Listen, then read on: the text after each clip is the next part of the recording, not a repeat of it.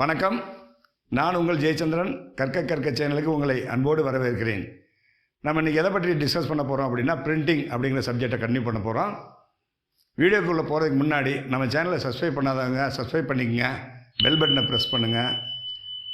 யாரெல்லாம் ஜாயின் பண்ண நினைக்கிறீங்களோ கீழே இருக்க ஜாயின் பட்டனை ப்ரெஸ் பண்ணிங்கன்னா அதில் இன்ஸ்ட்ரக்ஷனை ஃபாலோ பண்ணி நம்ம சேனலில் மெம்பர் ஆகிக்குங்க.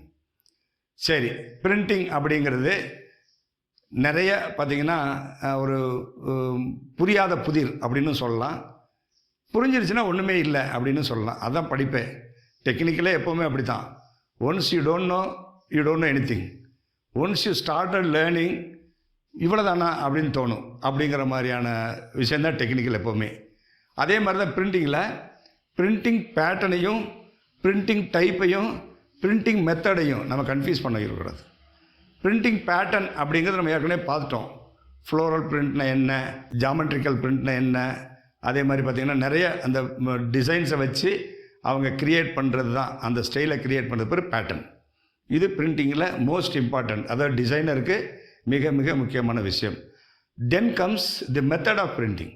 இந்த மெத்தட் ஆஃப் பிரிண்டிங்கில் ஃபஸ்ட்டு பிளாக் பிரிண்டிங் நம்ம ஏற்கனவே பார்த்தோம். பிளாக் பிரிண்டிங் அப்படிங்கிறது ஒரு குறிப்பிட்ட ஒரு டிசைனை நம்ம ஒரு உடன்லையோ இல்லை ஒரு அயரன்லையோ செதுக்கிட்டு இங்கில் தொட்டு அப்படியே நம்ம அதாவது இங்க்குனா அந்த பேஸ்ட்டு, பிரிண்டிங் பேஸ்ட்டில் தொட்டுட்டு அதை அப்படியே நம்ம எப்படி ஸ்டாம்ப் குத்திட்டு போகிறோம் அது மாதிரி வச்சுட்டு ப்ரெஸ் பண்ணுறது தான் block printing. This are the oldest style.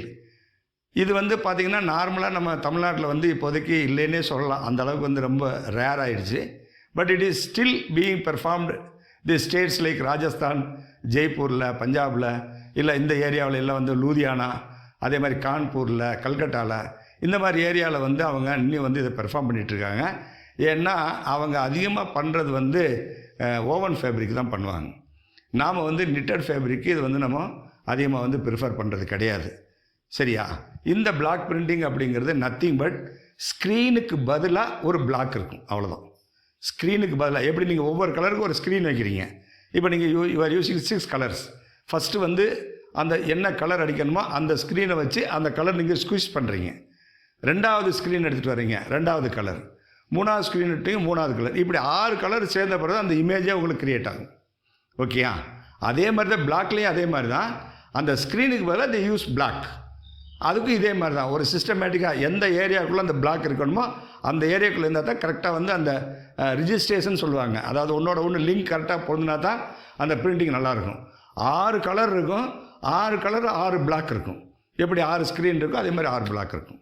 சரியா? சரி, இந்த ஸ்க்ரீன் பிரிண்டிங் இல்லாமல் இன்னொரு வகையான பிரிண்டிங், இதே ஸ்க்ரீன் பிரிண்டிங்கை மிஷின் பிரிண்டிங்னு சொல்லுவாங்க, இல்லை ரோட்டர் பிரிண்ட்னு சொல்லுவாங்க.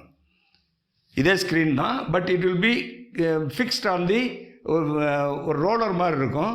எத்தனை கலர் வேணுமோ அத்தனை ரோலர். 6 கலர் வேணும்னா 6 ரோலர் இருக்கும்.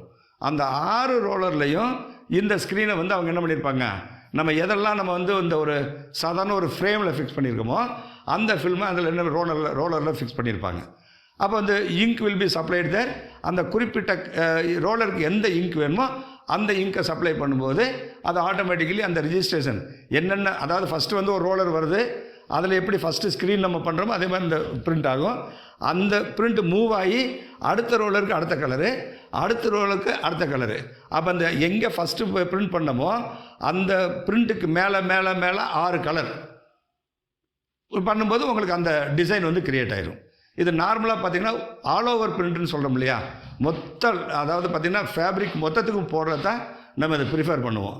இண்டிபெண்ட்டாக செஸ் பிரிண்ட் பண்ணுறவங்க இந்த ரோலர் பொதுவாக இந்த மிஷின் பிரிண்ட்டுக்கோ ரோட்டரி பிரிண்ட்டுக்கோ நம்ம போக மாட்டோம். சரியா? ஸோ நார்மலாக இந்த செஸ் பிரிண்ட் பண்ணுறவங்க இந்த ரோட்டரி பிரிண்ட்டுக்கு போக மாட்டாங்க. ஆல் ஓவர் பிரிண்ட்டு போகிறவங்க தான் மேக்ஸிமம் போவாங்க. அதனால தான் பார்த்திங்கன்னா இந்த மிஷின் பிரிண்ட்டுன்னு வரும்போது ஆல் ஓவர் பிரிண்ட் அப்படிங்கிறது நம்ம மனசில் வந்துடுது. சரி, இது இல்லாமல் தி ஃபைனலாக இன்றைக்கி ரொம்ப கேட்சிங்காக இருக்குது DTG, direct to garment, or DTF, direct to fabric. Direct to garment, direct to fabric, அது ஏற்கனவே போன வீடியோவில் சொல்லியிருக்கேன். நேரடியாக உங்களுக்கு பார்த்திங்கன்னா ஒரு டிசைனை க்ரியேட் பண்ணி அந்த டிசைனை டைரெக்டாக ஃபேப்ரிக்கில் ஒரு எப்படி நம்ம A4 ஷீட்டை கொடுத்தா பிரிண்ட் அவுட் வருதோ அதே மாதிரி அந்த இன்ஜெக்ட் பிரிண்டர்லேயே உங்களுக்கு ஆட்டோமேட்டிக்கலி அந்த பிரிண்ட் வந்துடும். எப்படி நம்ம பேனர் பண்ணுறோம், இல்லைன்னா வந்து இன்னொரு பிரிண்ட் பண்ணுறோம் இல்லையா, அதே மாதிரி ஃபேப்ரிக்கில் பிரிண்டிங். அதுவும் இன்றைக்கி வந்து ரொம்ப டெக்னாலஜி அட்வான்ஸ்ட் ஆகி டெவலப் ஆகிட்டுருக்கு. சரி, these are all the method of printing. ஒன்று பேட்டர்ன், அது ஃபேஷன் டிசைனருடைய ஏரியா. ரெண்டாவது மெத்தட் ஆஃப் பிரிண்டிங், இது வந்து கிரியேட், அதாவது என்ன, நம்ம சொல்கிறத அவர் வந்து நமக்கு சாம்பிள் அடித்து கொடுத்து அதுக்கடுத்து மெயினாக பிரிண்ட் போடுறாரு. என்ன மாதிரி பிரிண்ட் இருக்கும் அப்படின்னா அதுதான் கடி பிரிண்ட்டா, டிஸ்சார்ஜ் பிரிண்ட்டா, ரியாக்டிவ் பிரிண்ட்டா அப்படிங்கிறது தான் அந்த கெமிக்கலை வச்சு பேஸ் பண்ணி அதை பார்த்திங்கன்னா எம்போஸ் பண்ணுறாங்க. அப்படின்னா பிளாஸ்டிசோல் பிரிண்ட்னா என்ன, அதுக்கடுத்து வந்து ஃபர் பிரிண்ட்டுன்னு சொல்லி மேலே வந்து ஃபேப்ரிக் தூவுறாங்க அப்படின்னா என்ன, அது இந்த மாதிரி வெரைட்டி ஆஃப் ஃபாயில் பிரிண்ட்னா என்ன, இந்த மாதிரி ஒவ்வொரு இதுவுமே வந்து பார்த்திங்கன்னா நமக்கு இந்த கெமிக்கல் என்ன யூஸ் பண்ணுறாங்க, which is called pigment print, which is called discharge print அப்படிங்க நமக்கு கன்ஃபியூசிங்காக இருக்குது. ரியாக்டிவ் பிரிண்ட்னா என்ன, சரியா? ஸோ இந்த மாதிரியான கெமிக்கல் ட்ரீட்மெண்ட்டை இது பண்ணி பேஸ் பண்ணி பேசுகிறது நமக்கு வந்து டைப்ஸ் ஆஃப் பிரிண்டிங். இந்த கடி பிரிண்ட் இல்லை பிக்மெண்ட் பிரிண்ட் அப்படின்னா என்ன? இப்போது ஒரு விஷயம் ஞாபகம் வச்சுக்கணும். நம்ம டையிங்கில் வாட்டரில் டை ஸ்டஃப் ஆட் பண்ணி அதை ஃபேப்ரிக் வந்து உள்ளே இழுத்துக்கிறது, ஃபேப்ரிக் வந்து அந்த யானுக்குள்ளே உள்ளே அப்சர்வ் ஆகிக்கிறது. அதனால தான் காட்டன் நம்ம டை பண்ணுறோம். ஆனால் பாலியஸ்டருக்கு ஆசிட் டைக்கு போக வேண்டியது இருக்குது. ஏன் ஆசிட் டை பண்ணு? ஹை டென்ஷன் ஹை ப்ரெஷர், HTHPம்பாங்க அதை. ஹை டென்ஷன் ஹை ப்ரெஷர்னு என்ன அர்த்தம்? ஹை ப்ரெஷரில் ஹை டென்ஷனில் ஹை ஹீட்டில் தான் வந்து அதை கொடுக்க முடியும். அதனுடைய காம்போசிஷனே வேறு. பாலியஸ்டர் ஃபேப்ரிக்கை அதிகமாக டை பண்ணவே மாட்டாங்க. ரெடிமேடு அந்த யானை வச்சு தான் நம்ம நிட் பண்ணிகிட்ருக்குறோம் அதிகமாக. ஏன்னா அதனுடைய ப்ராசஸ் கொஞ்சம் லெபோரியஸ். காட்டனுக்கு வந்து அப்படி கிடையாது. காட்டனுக்கு எப்படி டை இது பண்ணுறோம்? அதாவது பார்த்திங்கன்னா ஒரு டை ஸ்டஃபை வாட்டரில் மிக்ஸ் பண்ணி நம்ம கவரிங் பண்ண பிறகு அதை வந்து டை ஸ்டஃபை வந்து ஃபேப்ரிக்கில் பண்ணிவிட்டு நம்ம ஃபிக்ஸிங் பண்ணிக்கிறோம். This are all followed for the cellulosic fibre. ஓகேயா? அதே மாதிரி பிரிண்டிங்கில் பார்த்திங்கன்னா இந்த கலரை ஒரு பேஸ்ட் ஃபார்மில் தயார்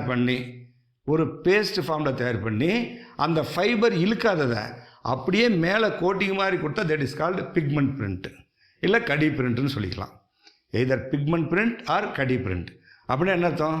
இந்த கலர் பிக்மெண்ட்டை ஒரு பார்த்திங்கன்னா அந்த பேஸ்ட்டு, அதை வந்து பிக்மெண்ட் வந்து கலரை நீங்கள் தண்ணியில் கலக்கணும்னா பேஸ்ட் ஆகாது.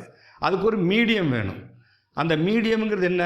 ஒரு ஸ்டார்ச் மாதிரி ஒரு சாலிடாக இருக்கிறத வாட்டர் ஊற்றி நீங்கள் என்ன ஒரு பேஸ்ட்டாக பண்ணுறீங்க. அந்த பேஸ்ட்டை நீங்கள் கலர் கொடுக்குறீங்க, சரியா? எதுக்கு அப்படி கொடுக்கணும் அப்படின்னா அந்த பேஸ்ட்டே இல்லாமல் நேரடியாக பிக்மெண்ட்டை தண்ணியில் கலந்து நீங்கள் கன்சிஸ்டன்சி கரெக்டாக இருந்தாலுமே நீங்கள் அடிச்சிங்கன்னா அந்த ஃபைபரில் வந்து ஸ்ப்ரெட் ஆகும்.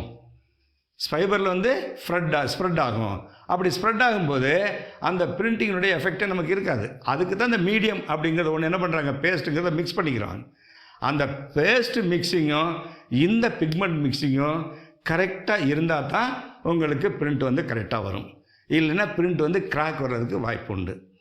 இது பண்ண பிறகு என்ன பண்ணுறாங்க, அதை வந்து க்யூரிங் அப்படிம்பாங்க. க்யூரிங்னா என்ன? ஒரு 140 to 150 டிகிரி சென்டிகிரேடில் அதை ஹீட் பண்ணும்போது ஆட்டோமேட்டிக்காக உங்களுக்கு என்ன ஆகிடுது, அந்த பிரிண்ட் வந்து அதில் செட் ஆகிக்கிறது. எப்படி நம்ம வந்து டையிங்கில் கலரெல்லாம் பண்ண பிறகு நம்ம வந்து பார்த்திங்கன்னா ஃபிக்ஸிங் ஆயில் ஊற்றி கலரை ஃபிக்ஸ் பண்ணுறாங்களோ, அதே மாதிரி அந்த ஃபியூசிங் அதாவது க்யூரிங் அப்படிங்கிறது பண்ணும்போது ஆட்டோமேட்டிக்கலி இந்த கலர்ஸ் வந்து ஆட்டோமேட்டிக்கலி என்ன ஆயிடுது, அந்த பிரிண்டிங் அதில் செட் ஆகிடுது. இது வந்து பிக்மெண்ட் பிரிண்ட். பிக்மெண்ட் பிரிண்ட் என்ன புரிஞ்சுக்கணும்? ஃபைபர்ஸ் வந்து கலரை உறிஞ்சாது.